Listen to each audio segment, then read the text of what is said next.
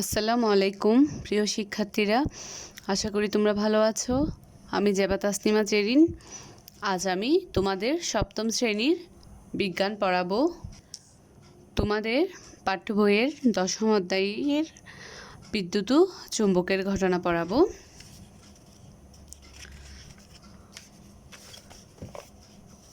আমি পাঠ এক থেকে আমার আলোচনা শুরু করছি। আদান ও চার্জের উৎপত্তি। আমরা জানি পদার্থ কতগুলো ক্ষুদ্র ক্ষুদ্র কণার সমন্বয়ে গঠিত, যার নাম পরমাণু। তাহলে আমরা আগে পদার্থ সম্পর্কে জেনেছি। তাহলে পদার্থগুলা কি দিয়ে গঠিত? ক্ষুদ্র ক্ষুদ্র কণার সমন্বয়ে গঠিত। এই যে ক্ষুদ্র ক্ষুদ্র কণাকে কি বলে? পরমাণু বলে। ইলেকট্রন, প্রোটন ও নিউট্রনের সমন্বয়ে পরমাণু গঠিত। আবার পরমাণুটা কিসের সমন্বয়ে গঠিত? ইলেকট্রন, প্রোটন ও নিউট্রন। পরমাণুর কেন্দ্রে থাকে নিউক্লিয়াস। এই যে পরমাণুর কেন্দ্রে এইটা কি? এই জিনিসটা হচ্ছে যে নিউক্লিয়াস, যা প্রোটন ও নিউট্রনের সমন্বয়ে গঠিত। তাহলে নিউক্লিয়াস কিসের সমন্বয়ে গঠিত? প্রোটন ও নিউট্রনের। ইলেকট্রন এই নিউক্লিয়াসের চারিপাশে প্রদক্ষিণ করে। এই যে এটা চিত্রে যা দেখতে পাচ্ছ, এটা হচ্ছে যে কি? ইলেকট্রন এই নিউক্লিয়াসের চারপাশে ঘুরতে থাকে ইলেকট্রনটা। প্রোটন ধনাত্মক আধানযুক্ত, ইলেকট্রন ঋণাত্মক আধানযুক্ত ও নিউট্রন হলো নিরপেক্ষ কণা। তাহলে এখানে যে নিউক্লিয়াসের মধ্যে কি থাকে? প্রোটন ও নিউট্রন। তাহলে প্রোটনটা কি? ধনাত্মক, আর নিউট্রনটা হচ্ছে যে কি? নিরপেক্ষ। এটা ধনাত্মক কণা, ঋণাত্মক কণা। আর ইলেকট্রনটা কি? ইলেকট্রনটা হচ্ছে যে ঋণাত্মক আধানযুক্ত। কিন্তু মজার ব্যাপার হলো পরমাণু নিজে কিন্তু নিরপেক্ষ আচরণ করে। পরমাণু ধনাত্মক বা ঋণাত্মক কোনোটাই নয়। পরমাণুতে কোনো চার্জ থাকে না। এর কারণ কি? কারণ হলো একটি পরমাণুতে যে কয়টি প্রোটন থাকে সেই কয়টি ইলেকট্রন থাকে, যার ফলে পরমাণুর চার্জ বা আদান নিরপেক্ষ হয়। এই যে পরমাণু নিরপেক্ষ হওয়ার কারণ কি? কারণ হচ্ছে যে একটা পরমাণুতে যতগুলো প্রোটন সংখ্যা যতটুকু থাকে, ইলেকট্রন সংখ্যাও কি ঠিক ততটুকুই থাকে, যার ফলে কি পরমাণুটা কোনো চার্জ বা আদান নিরপেক্ষ হয়। কিন্তু যখনই দুটি পদার্থকে ঘর্ষণ করা হয়, তখন একটি পদার্থের ইলেকট্রন অন্য একটি পদার্থে চলে যেতে পারে। তার মানে কি? দুইটা যখন পদার্থকে পাশাপাশি কি ঘর্ষণ করা হয়, তখন কি হয়? একটি পদার্থের ইলেকট্রন অন্য একটি পদার্থে কি চলে যেতে পারে। ফলে একটি পদার্থের ইলেকট্রনের আধিক্যতা দেখা দিতে পারে। এবার একটি উদাহরণ দেয়া যাক। একটি কাচের বোতলকে এক টুকরো সিল্কের কাপড় দ্বারা ঘর্ষণ করা হলো। এতে দেখা যাবে সিল্কের কাপড় কাছ থেকে ইলেকট্রনকে আকর্ষণ করে তার দিকে নিয়ে যাচ্ছে। এতে বোতলটি ধনাত্মক আধানযুক্ত এবং সিল্কের কাপড়টি ঋণাত্মক আধানযুক্ত হয়েছে। এই যে কাচের বোতলের এক টুকরা সিল্কের কাপড় দ্বারা ঘষলে কি হবে? যে সিল্কের কাপড় কাছ থেকে ইলেকট্রনকে আকর্ষণ করে তার দিকে নিয়ে যাবে। এর ফলে বোতলটা কি হবে? ধনাত্মক আধানযুক্ত হবে, আর সিল্কের কাপড়টা কি হবে? ঋণাত্মক আধানযুক্ত। তাহলে একটা ব্যাপার এখানে স্পষ্ট যে ঘর্ষণের ফলে নতুন কোনো আদানের সৃষ্টি হয় না, বরং পদার্থের মধ্যে বিদ্যমান আদান এক পদার্থ থেকে অন্য পদার্থে চলে যায়। এবার আমরা আদান বা চার্জের ধর্ম সম্পর্কে জানব। আমরা এখন নিশ্চয়ই বুঝতে পারছি কিভাবে আদানের উৎপত্তি হয়।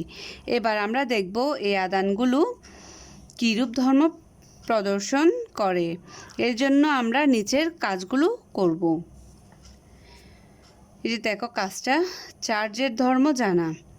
প্রয়োজনীয় উপকরণ: দুইটি চিরুনি ও পশমি কাপড়। পদ্ধতি: একটি ছোট প্লাস্টিকের চিরুনিকে সুতা দিয়ে বেঁধে একটি শুকনো কাঠির মাথায় ঝুলিয়ে দাও। এটি এমনভাবে ঝুলতে হবে যাতে আশেপাশে কোনো কিছু স্পর্শ না করে। এবার আরেকটি শুকনো কাঠির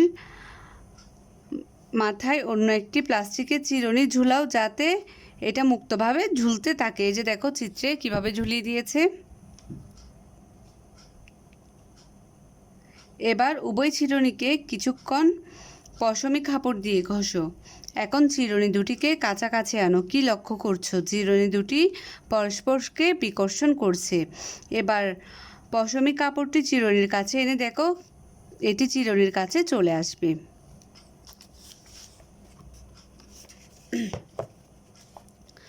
আরেকটা দেখো কাজ, চার্জের ধর্মের প্রদর্শন। প্রয়োজনীয় উপকরণ: দুটি বেলুন, সুতা, উলের কাপড় অথবা গায়ের সোয়েটার ও কাগজের টুকরা। পদ্ধতি: দুটি বেলুনকে ফুলিয়ে সুতো দিয়ে ভালোভাবে বেঁধে নাও। এবার একটি বেলুনকে উলের কাপড় বা সোয়েটার দিয়ে ঘষে কাগজের টুকরার কাছে ধরলে দেখা যাবে বেলুন কাগজের টুকরোগুলোর কাছে টেনে নিচ্ছে। ওই যে বেলুনকে উলের কাপড় বা সোয়েটার দিয়ে ঘষে কাগজের টুকরার কাছে ধরলে কি হবে, বেলুনটি কাগজের টুকরোগুলোকে কি করবে, কাছে টেনে নিবে। পুনরায় দ্বিতীয় বেলুনটিকে উলের কাপড় বা গায়ের সোয়েটারের সাথে চেপে ধরলে দেখা যাবে বেলুনটি কাপড়ের গায়ে লেগে আছে। এর কারণ কি? কারণ ঘর্ষণের ফলে উলের কাপড় ও বেলুনের বিপরীতধর্মী আদানের সৃষ্টি হয়েছে।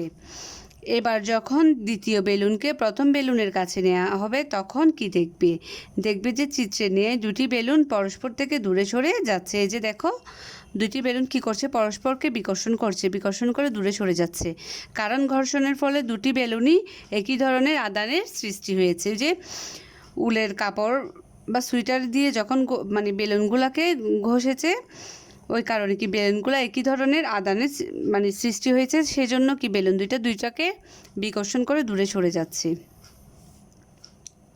উপরোক্ত কাজগুলো থেকে তুমি কি কোনো সিদ্ধান্ত নিতে পারো? হ্যাঁ, এর থেকে দুটি সিদ্ধান্ত নেওয়া যায়। ক, সমধর্মী আদান পরস্পরকে বিকর্ষণ করে, দুটি বেলুন অথবা দুটি চিরুনির ক্ষেত্রে। খ, বিপরীতধর্মী আদান পরস্পরকে আকর্ষণ করে, উলের কাপড় ও বেলুন। যে সমধর্মী মানে কি একই আদানযুক্ত কোনো পদার্থ কি করবে, পরস্পরকে বিকর্ষণ করবে। আর বিপরীত ধর্ম বিশিষ্ট কি করবে, আদান পরস্পরকে আকর্ষণ করবে। এবার হচ্ছে পার্ট 3, চার্জের অস্তিত্ব।